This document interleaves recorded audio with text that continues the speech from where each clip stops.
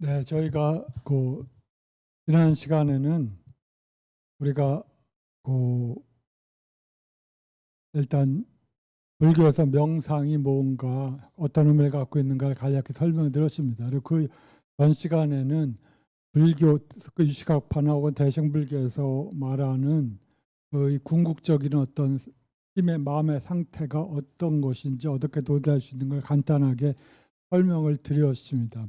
오늘은 그것과는 조금 다르지만 좀 불교에서 소위 사회적 성격을 소위 나와 타인의 관계, 타자와의 관계를 그래도 잘 어떻게 설명하는 자무량심을 어떻게 실천할 것인가에 대해서 간략하게 말씀을 드리고자 합니다.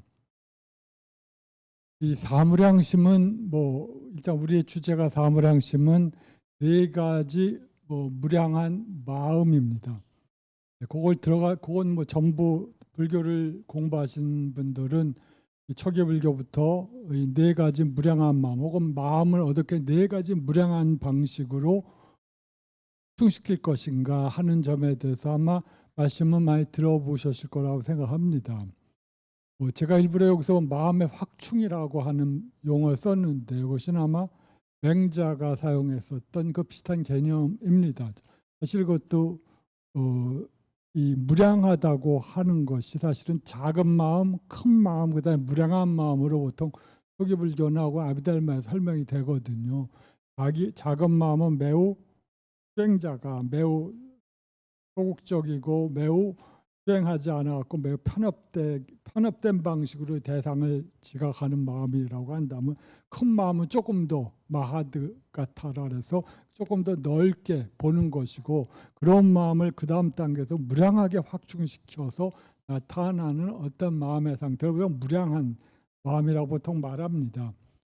그러니까 우리는 이러한 방식으로 아마 초기 불교나 불교 전통에서 협소하고 한정된 마음이 보다 더 큰 단계로 발전하고 그 다음에 보다 더 무량한 마음으로 발전돼 나가는 것을 알 수가 있습니다. 그러니까 마음 자체가 당연히 그것은 마음 자체 의식작용이라게 고정돼 있지 않으니까 마음 훈련되기에 말아서 무량한 방식으로 발전돼 나갈 수 있다는 것을 말해주지만, 동시에 이 무량한 마음에 대해서는 조금 해석이 좀 재미있게 좀 달라지기도 합니다.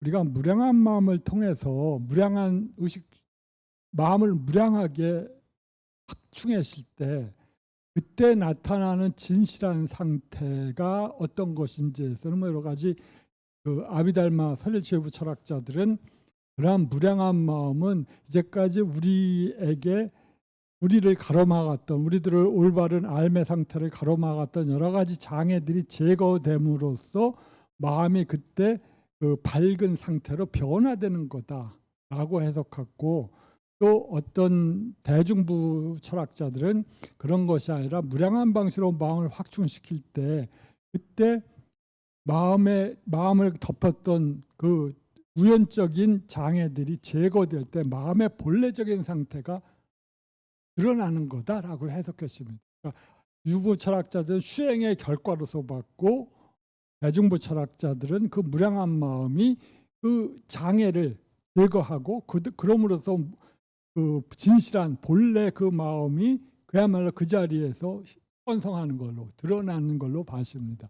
아마 그것은 수행론적인 아마 관점의 차이일 텐데, 어쨌든 간에 매우 중요한 그 후대 우리가 불교 사상이나 대승불교와 관련돼서는 매우 중요한 의미를 갖고 있습니다.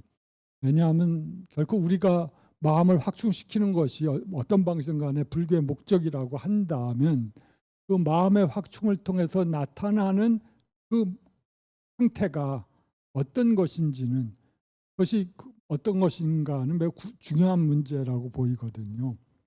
하여튼 그러한 것이 무량한 마음인데, 불교는 특히 네 가지 무량한 마음을 특별한 어떤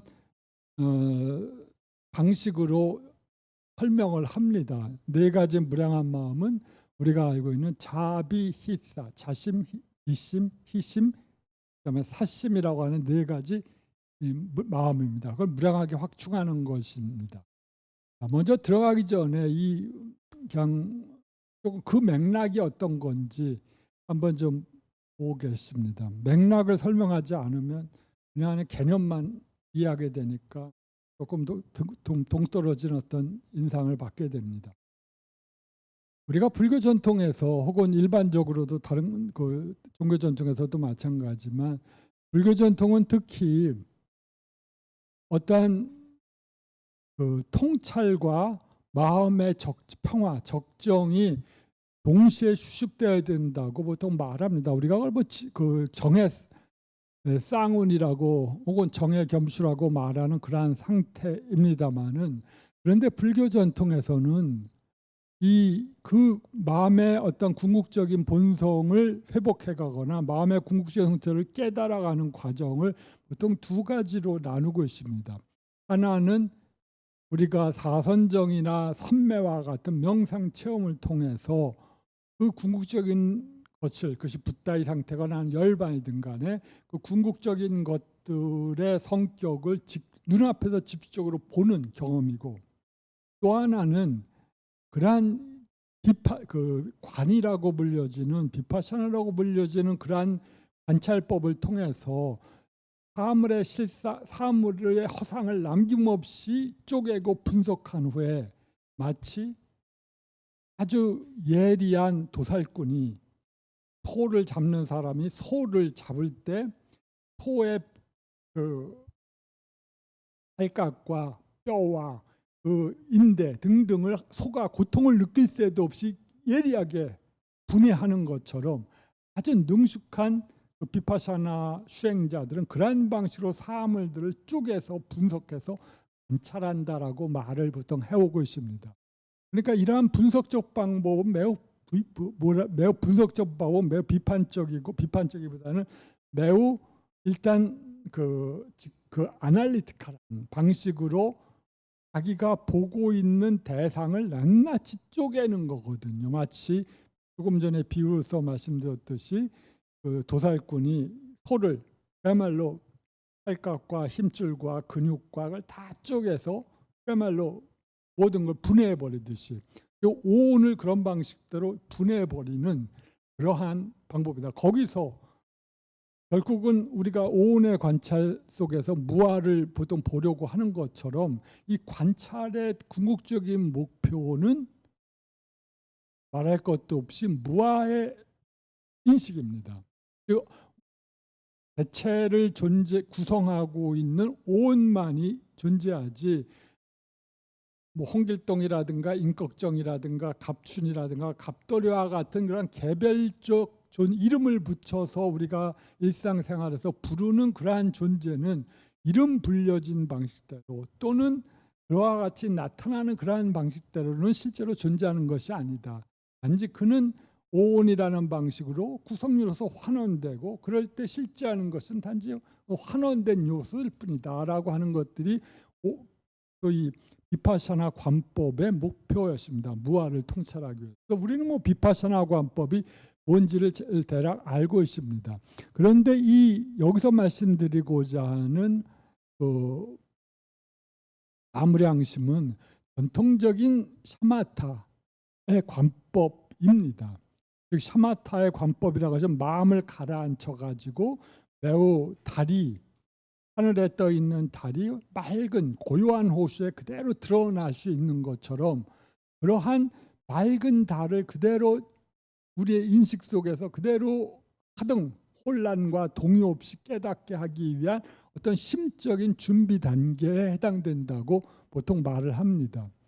우리가 일상 경험에서 알고 있죠. 우리가 혼란된 상태라든가 산란된 상태에서는 제대로 상황을 파악하지 못하고, 따라서 우리의 인식은 혼란스럽고 동요되고, 따라서 마치 우리가 하늘에 떠 있는 달을 실상이라고 본다면 그것이 우리의 마음이라고 하는 이 의식작용이라고 하는 호수에 비칠 때 바람에 흔들리는 물살이 아주 그거 할 때 그 달이 제대로 맑은 호수에 비칠 수가 없지 않겠습니까?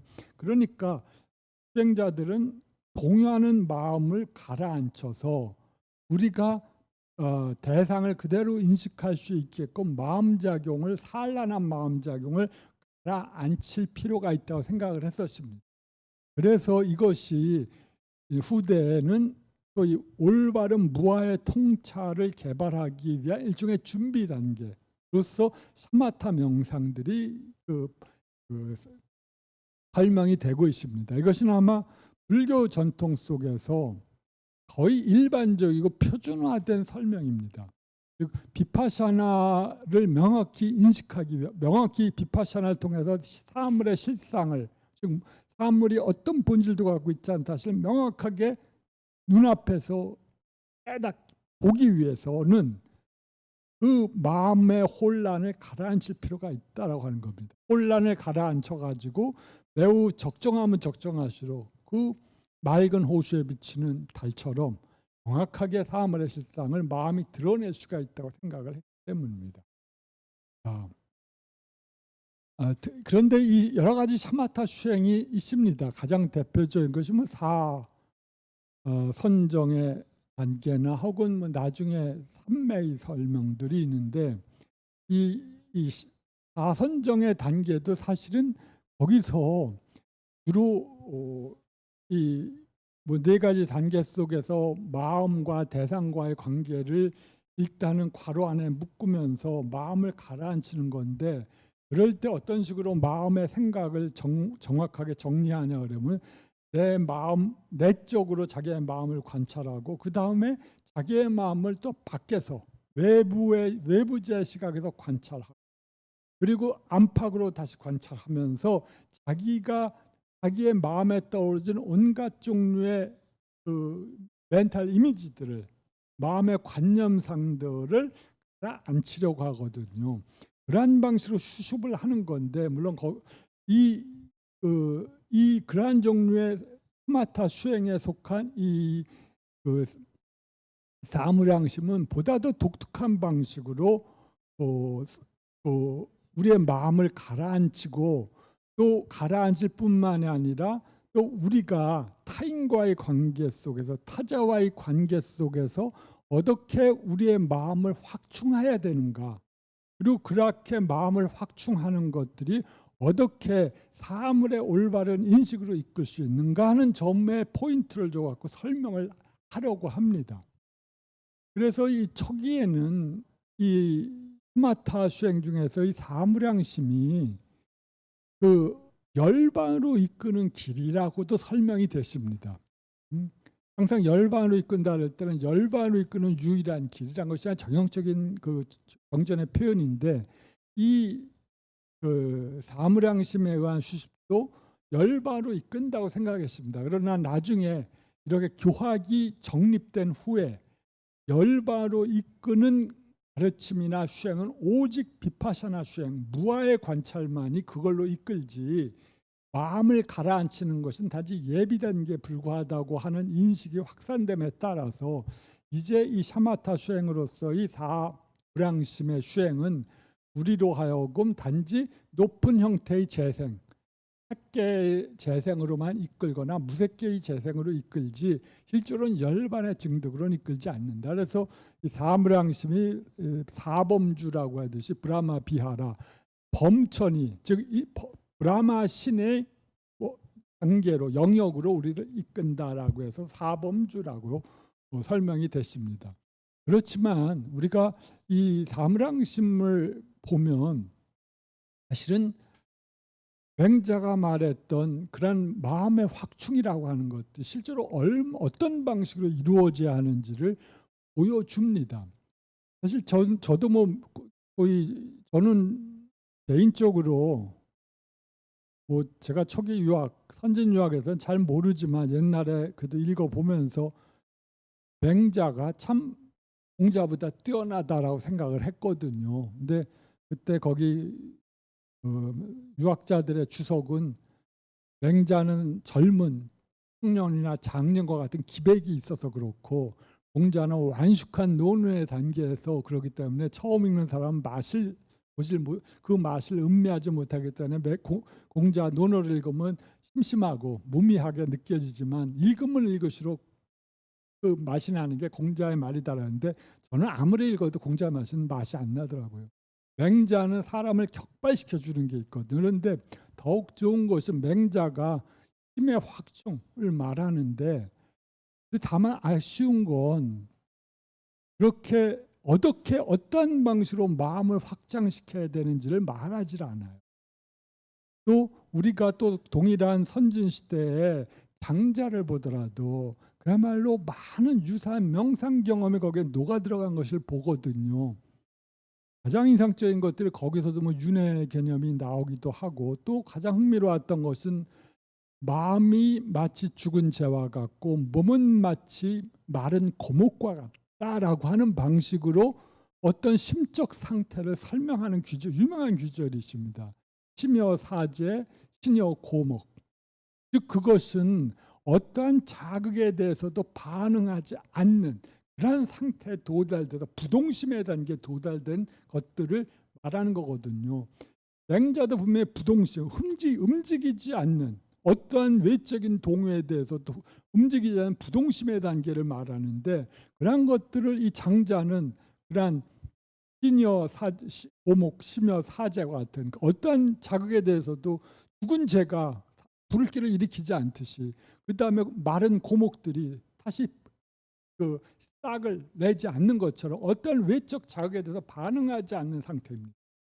그것들은 물론 불교적으로 말하면 죽은 명상이라고 간주할 수도 있고 선사들은 걸 비난하겠지만, 적어도 그러한 종류의 심적 상태는 어떤 종류의 부동한 상태, 모든 외적인 좋은 자극이든 나쁜 자극이든 간에 거기에 대해서 흔들리지 않는 부동심의 단계를 표시하려고 했던 것처럼 보이거든요. 근데 문제가 두 전통 모두 맹자의 전통이든 아니면 그 장자의 전통이든 간에 우리가 알고 싶은 건 how거든요. How to arrive 것이에요. 어떻게 그 상태에 도달하실 것인가를 우리에게 보여줘야 되는데, 이 맹자도 거기에 대해서는 말하지 않고 장자도 침묵을 하고 그의 그야말로 장광설을 통해서 그러한 상태를 보여주고만 있을 뿐인데, 불교 전통의 위대함은 그러한 노하우를 알려주는 데 있다고 생각하거든요. 그러니까 우리는 그러한 방법을 통해서 이 방법을 따라가면 그러한 상태에 도달될 수 있는 어떤 길을 보여주려고 하고, 그렇기 때문에 불교가 그걸 길을 불교에서는 산스크리트에서 마르가라고 하는데, 빨려로 막가라고 하고 마르가 슈행도의 체계. 그러니까 그것 체계가 모든 위대한 종교 시스템 체계 중에서 가장 잘 설명된 것 같고, 인도 불교의 위대함은 이런 마르가 시스템을 잘 발전시킨 데 있어요. 그러니까 사람들이 어떤 방식대로 이걸 따라갈 때 내가 성자가 될 수 있고, 내가 붓다가 될 수 있고, 내가 아란이 될 수 있다는 사실을 확신하면서 따라갈 수 있는 어떤 길을 보여주는 겁니다. 당연히 그러한 것은 사원 전통에서 가르쳐진 거죠. 제가 강조하지만 불교는 마르가 시스템입니다. 슈행도의 체계예요. 그래서 이 슈행도의 체계고, 그 슈행도를 어디서 가르쳤냐? 사원에서 가르쳤습니다. 불교 승원에서. 불교 승원에 그야말로 지금 여러분이 다람살라 가면 거기서 데려다 놓고 어린 식녀들 데려다 놓고 암기시키고 외우게 하고 그다음에 따라가는 게 전통적인 그 슈행도의 체계를 학습시키는 거거든요. 그런 방식대로 명상을 하고, 명상을 다시금 사유하고, 그 사유를 체화시킬 때 그때 그러한 방식으로 체화해서 그야말로 몸에 익숙하게 될 때 우리가 그 것들을 자연스럽게 몸에 받아들이는 것처럼 그러한 방식대로 사물의 인식을 체화하는 방식으로 가르치거든요. 그러니까 그러한 그러니까 인도 불교에서 그 사원 대학들, 우리가 잘 알고는 비크라마실라라고 하는 큰 대학들이나 혹은 날란다 같은 큰 대학들은 바로 그러한 불교 전통이 보호하려고 했었던, 그리고 다른 종교 체계와 구별되는 방식으로 구축하려고 했던 그 슈행도의 체계거든요. 그런 슈행도의 체계는 당연히 말씀드린 것처럼 무아를 중심으로 구성되어 있을 수밖에 없어요. 근데 매우 어렵겠죠, 무아가. 우리가 사실 들어도 사실 이해하기도 뭐 그렇게 쉽지는 않겠지만, 동시에 또 그것들이 우리의 일상적 삶과는 또 거리가 먼 것처럼 느껴지기도 해서 보다 또 거리가 있다고 생각되는 것이기도 합니다. 그래서 제가자들에게는 특히 뭐 그러한 것들이 우리들의 일상적 관심과는 좀 멀리 떨어져 있는 것처럼 보이지만, 하여튼 그런데 그런 반면에 샤마타 수행은 실적인 효과가 있거든요. 왜냐하면 우리가 고통받는 건 왜 그렇게 했습니까? 산란된 생각 때문에 고통받지 않습니까? 우리는 그야말로 마음은 한순간도 가만히 있지, 마음을 보통 원숭이랑 비교하거든요. 이 나무에서 저 나무로 쉬지 않고 돌아다니는 원숭이랑 마음의 본성, 지각자국의 본성을 그거하듯이 비유하는데, 사실 뭐 아주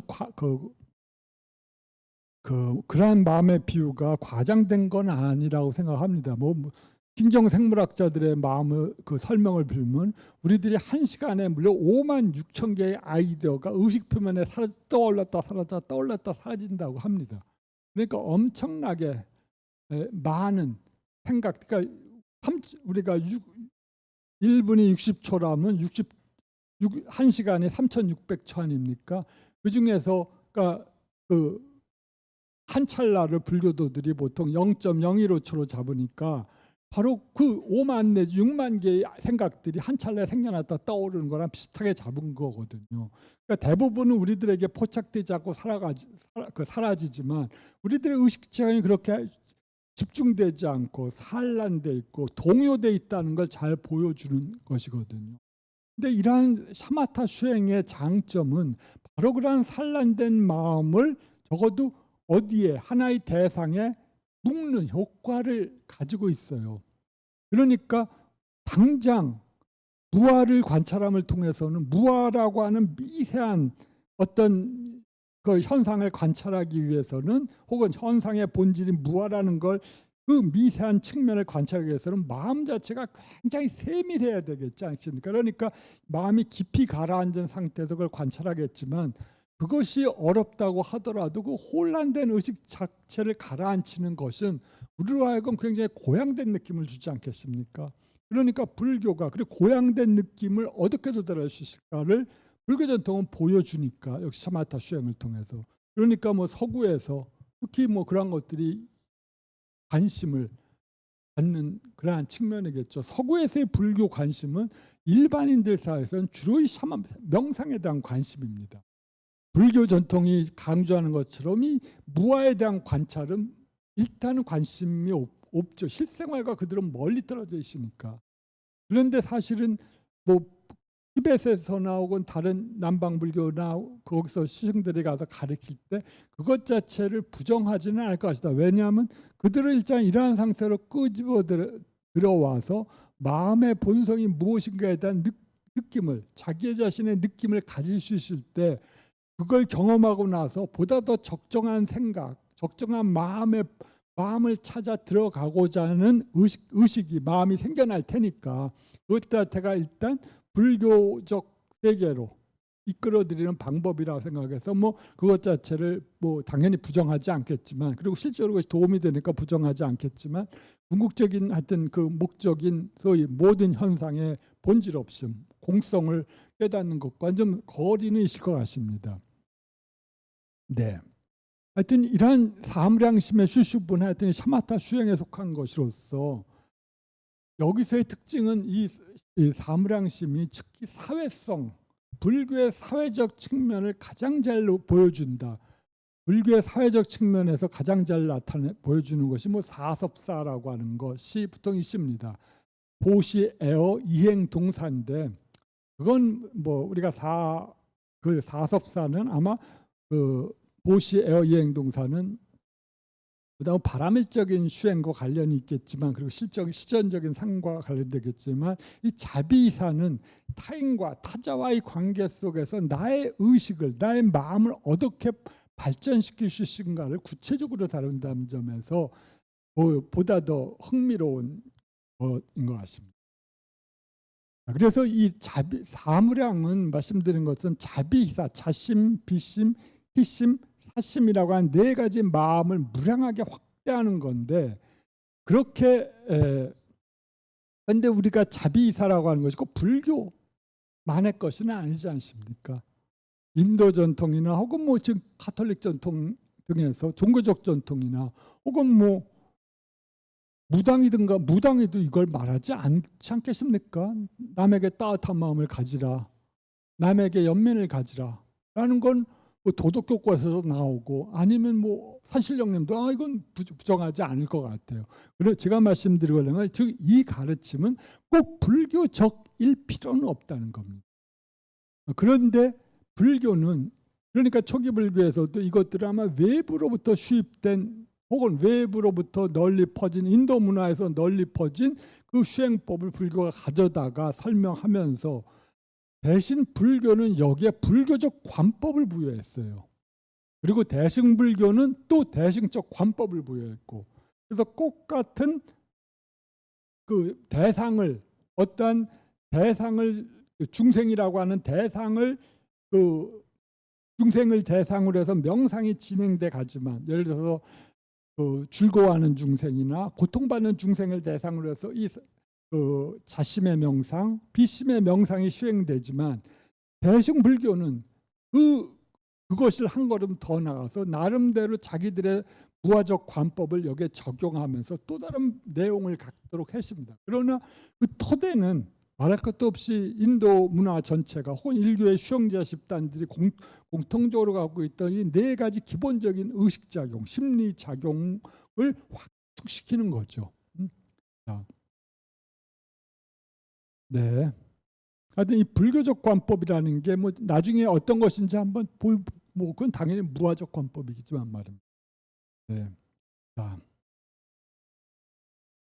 그럼 일단 그러면 이 들어가기 전에 일단 이 스마타 수행에서 문제되는 게 뭐냐라고 할 때 여기서는 아까도 말씀드렸듯이 내적으로 관찰하고 외적으로 관찰하고 내외 동시에 관찰한다고 보통 사선정에서도 그렇게 말하고 그 무량심에서도 똑같은 방법이 설명됩니다. 처음에는 저는 것이 내적으로 아데아트맘 그다음 외부로 마이르다를 어떤 식으로 생각해야 되지 몰랐는데 그것을 자기 자신과 관련돼서 보는 것이고 또 타인의 시각에서 관찰하고 동시에 관찰하는 그런 겁니다. 그렇게 될 때 우리가 보는 1인칭적 시각으로 관찰하고 혹은 3인칭적 시각에서 혹은 2인칭적 시각에서 관찰하고 그 다음에 1인칭적 시각을 동시에 가지면서 자기의 심적 상태를 관찰하는 거거든요. 사선정은 그렇다면. 다무량심에서는 에서도 비슷할 겁니다.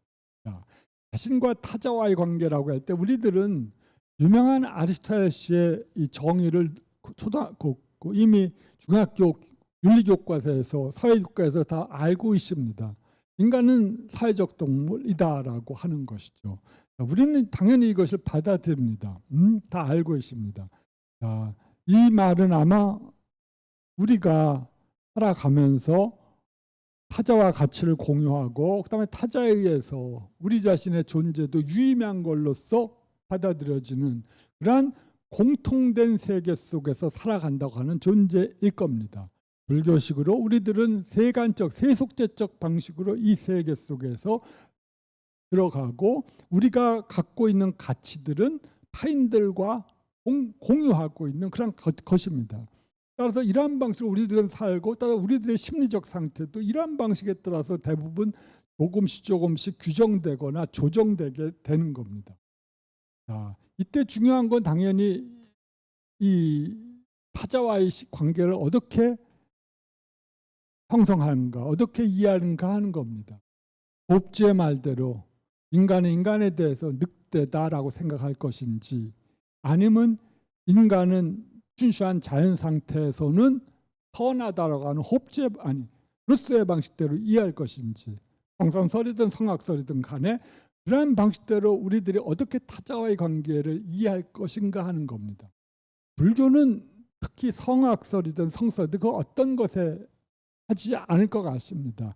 불교의 심의 분석을 보면 불교는 여러 가지 불선한 요소들과 번뇌라고 하는 불선한 요소들이 심의 측면에 포함되어 있고 동시에 선한 심적 요소도 동시에 포함되어 있거든요. 그렇기 때문에 그것들이 어떤 단계에서 어떠한 심적 탈라에서 어떤 한 찰나에서 선한 심으로 작용할지 아니면 불선한 심으로 작용할지는 그때는 온전히 그가 택한 상황과 그 조건의 힘에 따라서 그리고 그 조건의 힘을 넘어서 그것들을 자기가 윤리적인 결단으로 혹은 정신적 삶의 원칙에 따라서 자기 삶을 열어가겠다고 하는 그 방식의 그 결의에 의해서 변화되거든요. 꼭 같은 조건이 주어져도 어떤 사람이 나를 때려도 어떤 사람은 그러면 나는 도끼를 가지고 그의 그름을 다시 칠 수도 있고 또 어떤 사람은 왼밤을 때렸으면 오른밤을 내밀 수도 있겠죠. 꼭 같은 상태, 꼭 같은 조건입니다. 상태는 똑같이 주어지는데 어떤 사람은 그것을 희대의 살인마처럼 누가 발을 밟았는데도 죽이겠다고 달려드는 놈이 있는가 하면 어떤 사람은 침을 뱉고 뺨을 때려도 다른 뺨을 내미는 사람들이 그런 것이 있죠. 그러니까 그것은 우리들의 의식작용 내 심의 찰나 속에 다양한 종류의 선한 심적 요소도 들어가 있고 불선한 심리작용의 요소도 들어가서 그것들을 결정하는 것들은 그의 태도예요. 그가 오래전부터 익혀왔었던 윤리적인 흐름들, 경향성이라고 불려지는 그러한 선한 경향성이 그의 마음속에서 개발됐다면 그는 불쾌한 상황 속에서 남을 배려할 것이고 그런 선한 경향성을 배우지 못하고 악한 경향성만을 익힌 사람들은 악한 방식대로 남이 웃어도 왜 웃냐고 기분 나쁘다라고 그렇게 조폭처럼 달려드는 놈들도 있겠죠. 그러니까 우리들이 당연히 그런 마음의 경향성 자체를 선한 방식대로 가꿔야 간다는 건 뭐 틀림없을 것 같습니다. 그런데 이 관계 속에서 보통 우리 인지심리학자, 서양에서 인지심리학자들은 그 인지적 측면이 우선이다. 또 어떤 사람은 정서적 측면이 우선이다라고 하는데 불교의 관점은 그러한 요소들이 이미 심소로서 다 주어져 있다고 보는 거예요. 매우 독특한 방식입니다. 다만 그것들이 어떤 방식으로 현현하고 어떤 방식으로 폭발할 것인지는 그건 그 사람이 갖고 있던 심적 경향, 그다음에 그 당시에 어떤 결단들, 그러한 심적 경향이 나쁜 방식으로 형성됐다고 하더라도 그 사람이 선한 가르침을 어떠한 스님의 가르침을 법문을 들었다고 한다면 갑자기 그런 두목이 나가려고 하다가 그렇지 숨는 자에게는 복이 있나니 하면서 누를 수도 있지 않겠습니까? 그러니까 좋은 가르침을 접한 것은 아무리 경향성이 나쁘게 물들어 있다고 하더라도 전부 다 좋은 방식으로 자기의 삶을 발전시킬 수 있을 어떤 힘을 점차적으로 얻는 그런 거거든요. 하여튼 어쨌든 간에 불교의 마음의 흐름들, 제가 아비달마 설명에서 아비달마 철학자들이 이 심작용이 소위 5위 75법이라 해서 어떻게 한 찰나의 심에 수없이 많은 심소작용들이 들어가 있는가, 얼마만큼 재미없는 설명하면서도 참 재미없을 거다 생각하면서 설명했는데 그것 자체가 그냥 유의미한 설명이거든요. 알고 보면. 즉 이것들은 그 다른 이제까지 기존의 서양의 심리학자들이나 인지학자들이 생각했었던 방식과는 그런 방식대로 다른 방식으로 마음의 구조에 접근하는 것이기 때문입니다. 자, 이런 방식을 전제하고 우리들이 이 타인과 어떻게 관계 맺는가에 대한 설명을 보죠. 우리도 뭐 세속적인 방식으로의 관계 맺음도 있고, 혹은 뭐 승리적인 방식의 관계 맺음, 혹은 범부적 방식, 범부의 방식에 따른 관계 맺음도 있고, 뭐 성자의 방식에 따른 관계 맺음이라고 말할 수도 있을 겁니다. 그러나 이것을 일단 우리들은 자기중심적 자기 관계 맺음이라고 보고, 또 다른 방식은 상호전적 관계 맺음이라는 방식들에 설명을 해보죠. 뭐 여러 가지로 이름을 붙일 수는 있을 겁니다. 여기서 에고센트릭한 방식으로, 에고 중심적인 방식으로 이 모든 것을 관계 맺는 사람이 있다고 봅시다. 대부분의 불교가 대부분 범부라고 부르는 사람들 혹은 생명체들은 전부 이러한 방식대로 에고적 방식대로 이 세계를 구성해 나갑니다. 그렇지 않고 다른 방법이 있다고 하는 방식대로 알고 변화시켜 가겠다고 하는 사람들은 소위 말해서 그 흐름에 올라탄 자, 성자의 흐름에 올라탄 자라 해서 그 성자의 흐름에 올라탄 자를 기억해서 예류자라고 부르거든요. 거기서는 흐름에 올라탄 자, 주로타 빤나라고 그래서 그 성자의 마음의 흐름에 올라탄 자입니다. 즉 일체의 그 범부적 방식대로 자극이 주어지면 그 방식대로 리액션하는 게 아니라 이제 다른 방식대로 반응을 하는 사람들을 우리는 성자의 흐름에 올라탄 자고 성자의 상태로 예약된 자라고 부르는데 이러한 그 자기중심적 관계를 맺은 사람들은 그렇지 않죠. 근데 대부분의 우리들은 정도의 차이가 당연히 있겠지만 이 자기중심적인 방식대로 어느 정도 이 세계를 맺고 있습니다. 이럴 때 자타의 관계 속에서 이 타자는 우리가 자기와 동일한 주체로서의 존재라고 하는 사실이 망각되거나 무시되고 의도적으로 무시되고 타자는 오직 자기와의 관계 속에서만 평가됩니다. 저놈은 나에게 유용할 거야. 나중에 언젠가 한번 잘 내가 써먹을 수도 있으니까 혹은 저놈은 나에게 잘 해줬으니까 그거 할 거야 하면서 걔는 친구가 되고 저놈은 내 하는 말마다 반대하네 라고 하는 사람은 적대관계로 형성되고 쟤는 침묵만 지키고 있네. 그럼 중립적인 인물로 X, 공, 대명표로 나눠지겠죠. 우리들 대부분 그러한 방식대로 이 세계를 사람, 타자를 그러한 방식대로 모으고 있습니다. 거기서 유일한 기준들은 자기중심성에 가까울 때는 끄집어뜨리고 자기와 반대되는 방식의 사람들은 배척하는 방식대로 이 세계를 재단하고 소위 말해서 마니플레이션하고 있습니다. 그래서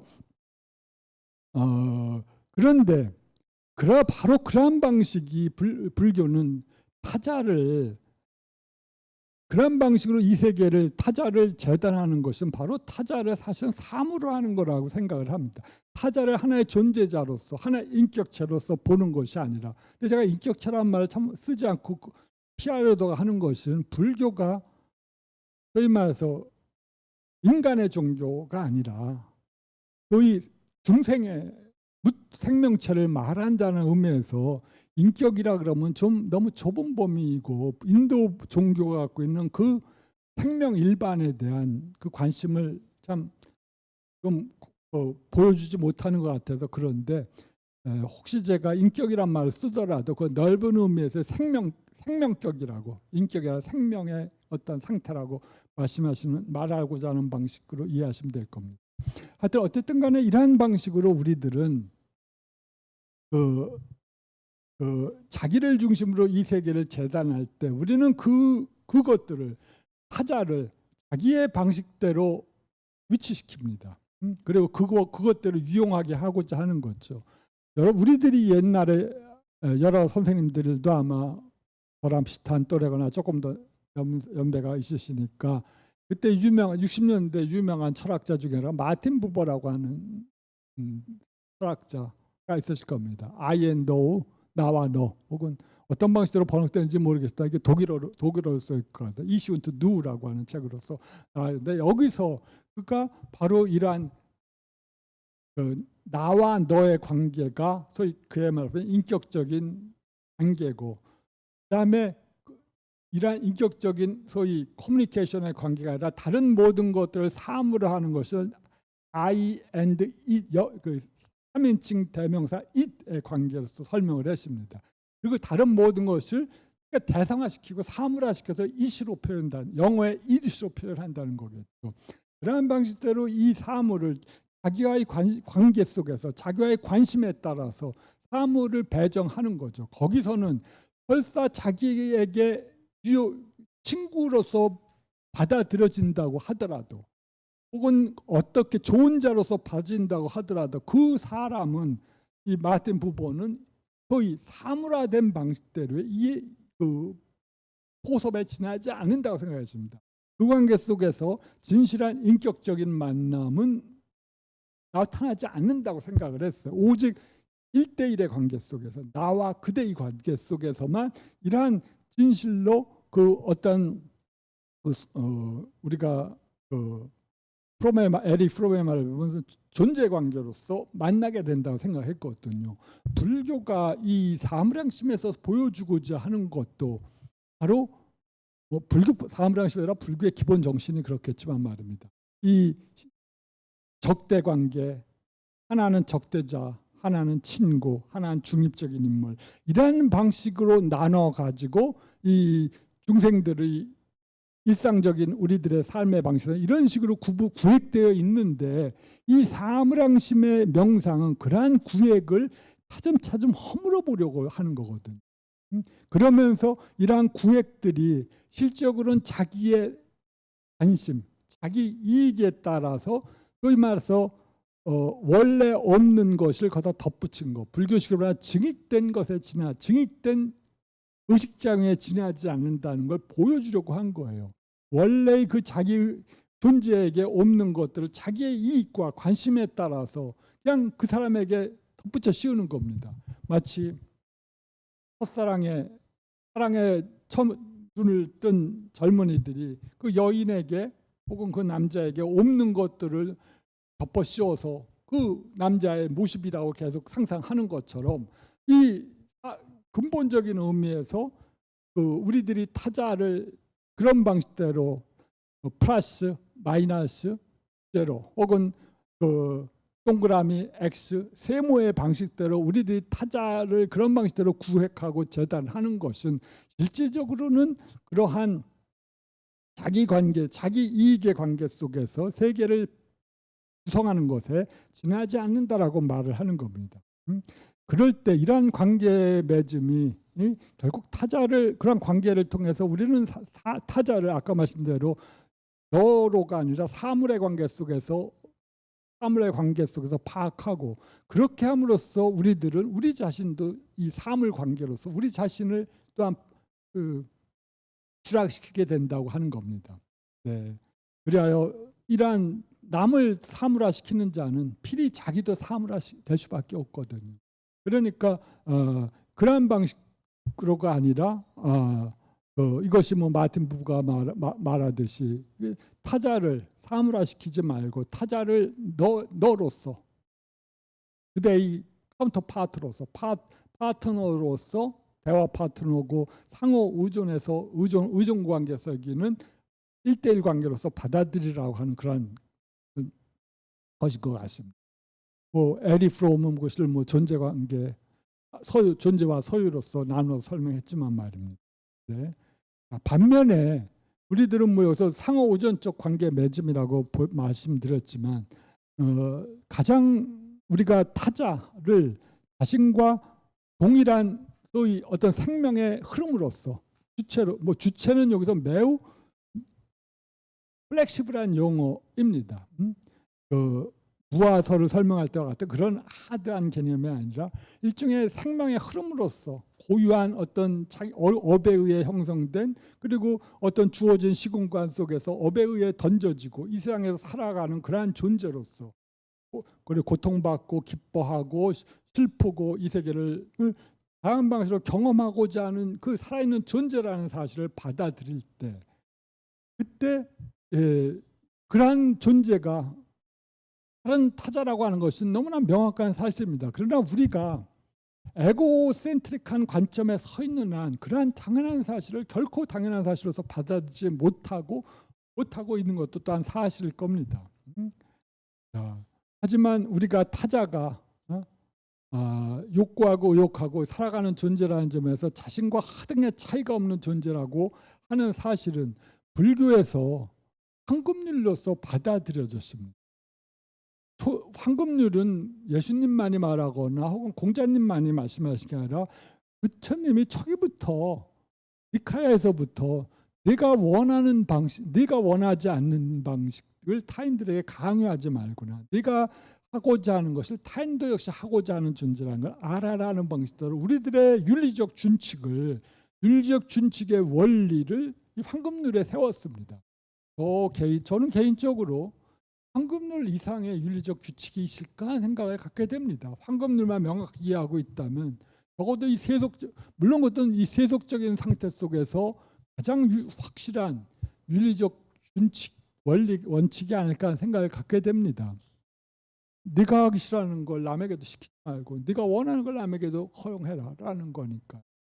물론 그러한 원하고 원하지 않는 것은 사회마다 다른 그 윤리적 점에서 에토스가 있을 겁니다. 그러나 그러니까 그것이 세속적이겠죠. 윤리가 그 방식대로 따라서 행동하면 전혀 무리가 없는 게 아닌가 생각이 됩니다.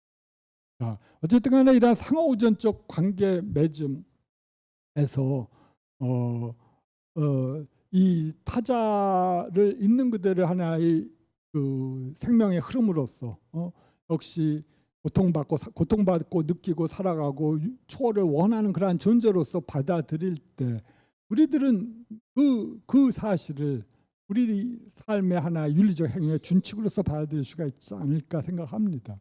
나중에 뭐 대승불교에서도 일체중생의 평등성과 관련돼서 이러한 용어들이 이상으로서 나오니까 대승적인 아이디어도 통용될 거라고 보입니다. 하여튼 저는 아까 말씀드린 것처럼 이 타자라는 말로 일부러 표시했습니다. 그럼 불교의 중생 개념이 보여주듯이 인간 중심적 관념을 벗어나서 어떻게 중생이라고 하는, 유정이라고 하는, 센텐트 빙이라고 하는 그런 관점을 보여주기 위한 좀 것입니다. 그렇지만 우리 같은 이 세계에서 세계의 존재, 이 어떤 특정한 시간과 역사 속에서 살아갈 수밖에 없는 우리 중생들은, 그리고 일반인들은 이러한 방식으로 그 무한정으로 우리의 의식을 확대하는 것도 실제로 가능하지 않다고도 생각할 수도 있을 것 같습니다. 어떻게 그것이 인간에 가능해? 라고 생각할 수도 있지만 그래서 인도 사회가 카스테도에서 보여주듯이 뭐 성과 직업과 그에 따라서 계속적으로 구분된 사회인데 그러한 종류의 카스트적 아이디어가 오히려 이 우리들의 삶의 정체성을 부여하는데 오히려 더 많고 그러한 특정한 사회적 정체성 속에서 우리가 보다 더 사회적으로 유의미한 행위를 할 수 있는가라고 우리들은 반론을 제기할 수도 있을 겁니다. 호모 히에라르키쿠스라고 하는 유명한 책의 말처럼 우리들은 위계적인 인간이고 위계적인 방식대로 카시스틱한 방식대로 우리가 어떤 주어져 있을 때 아마 아리스토텔레스의 사회적 존재라고 하는 것도 그 맥락이죠. 우리가 이 세계 속에 주어져 있을 때 그 주어진 사회 속에서의 직분을 오히려 더 충실하게 할 수가 있고 그 충실히 하실 때 우리는 비로소 구원을 받을 수 있지 않느냐라고 생각할 수 있을 것 같습니다. 바가바드기타에서의 구제, 행위의 요가는 바로 그런 걸 말하거든요. 주어진 제한된 사회 시스템 속에서 구원이 있다. 네가 거기에 대해서 그 의무를 충실히 수행한다면 너는 네가 바이샤로서, 슈드라로서, 혹은 크샤트라로서, 혹은 브라마 계급으로서의 그 사회적 의무를 충실히 했을 때 그때 너의 구원이 있다라고 생각할 수도 있겠지만 불교는 기본적으로 이 카시 시스템을 받아들이면서도 동시에 우리들은 행위에 의하여 바라문이 된다고 말을 했거든요. 붓다께서는. 행위에 의해서 우리가 고귀한 자가 되는 거지 우리들은 태어나면서 고귀한 자가 되는 건 아니다. 그러니까 붓다는 거꾸로 카시에도 계급적인 위계를 받아들였지만 우리 자신이 실제로 어디에 속하는가는 계급에 의해서가 아니라 우리 자신의 행위와 우리 자신의 삶의 모랄에 따라서 우리가 살아갈 때 그때 위계가 정해진다고 생각했었어요. 그러니까 개 같은 자는 개같이 살고 정신같이 사는 사람은 정신같이 사는 겁니다. 우리가 그런 방식으로 우리가 수행을 할 때. 그러니까 거기에서는 그런 사회적 차이는 붓다는 적어도 인정하셨던 것 같습니다. 그런 점에서 우리들은 아마 어차피 목표가 그러한 보다 더 평등성의 이상에 따라서 우리 자신의 의식을 발전시키는 것이라면 당연히 비록 우리가 어떤 주어진 상황 속에 내전져져 있지만 보다 차별 없는 방식대로 이 것을 이해하고 그리고 그 상태를 그 차별성의 본질을 깨달아서 보다 더 높은 승리적 세계로 나아갈 수가 있다고 생각을 했던 것 같습니다. 그것이 바로 마틴 부버와의 차이인 것 같아요. 불교는 이러한 주어진 이 사회와의 그것은 우리 각각이 사회적으로 관계 맺어지어 있고 이 관계 지임을 통해서 우리들은 신의 세계로 나아갈 수가 있다고 생각했거든요. 마틴 부버는 마치 제 생각에는 마가바드기타 설명과 비슷합니다. 그런데 불교는 이 사회적 구성의 본질이 바로 공하다고 하는 사실을 인식할 때 우리들은 초월하거든요. 열반의 세계로. 그러한 의미에서 이 관계 맺음의 허구성 자체, 관계 맺는다는 게 굉장히 핵심적인 아이디어지만 불교에서도, 마틴 부버에서도 그렇고 불교에서도 핵심적인 아이디어지만 이 관계 맺음 그 자체가 신의 목소리가 아니라 이 관계 맺음의 허망성, 관계 맺음의 허구성을 보라는 거거든요. 그때 우리에게는 이 세계를 초월할 그때 그중 물론 초월은 하늘나라 구름나라로 간다는 의미가 아니라 그러한 종류의 장애를 초월할 어떤 지혜인 눈이 생긴다고 하는 점에서 그걸 말하는 거거든요. 그러니까 관계 맺음이 다 중요하지만 세속제적인 의미에서 꼭까지 관계 맺음이 중요하지만 칭의제적 의미에서 즉 열반이라고 하는 최종적인 어떤 목표 최고의 행복은 오직 관계 맺음의 허망성을 동시에 보라고 하는 겁니다. 그게 아마 불교 인도 문화 내부에서는 마가바드기타적 아이디어 행위의 요가를 통해서 크리슈나 신의 자비를 받아서 구원된다고 하는 그런 아이디어와 달리 그다음에 그 관계를 통해서 그 상호 아이앤너라고 하는 그 관계를 통해서 인격적인 관계를 확충함으로써 마침내 신의 구원을 받는다고 하는 그런 아이디어가 아니라 그 관계 맺음의 귀중함을 보면서 동시에 관계 맺음의 허망성을 동시에 보는 그런 것이죠. 그때 불교는 역설적으로 어디서나 그 초월이 가능하다고 생각을 합니다.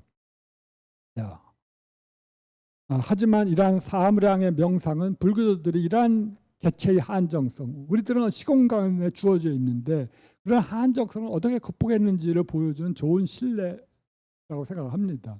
즉 명상법이죠. 그것은 공감에 의한 정서적 확충이 어떻게 타자들에 대해서 실천될 수 있는지를 보여주는 것입니다. 그 점에서 이 사무량심은 매우 불교의 사회성과 관련이 있습니다. 네.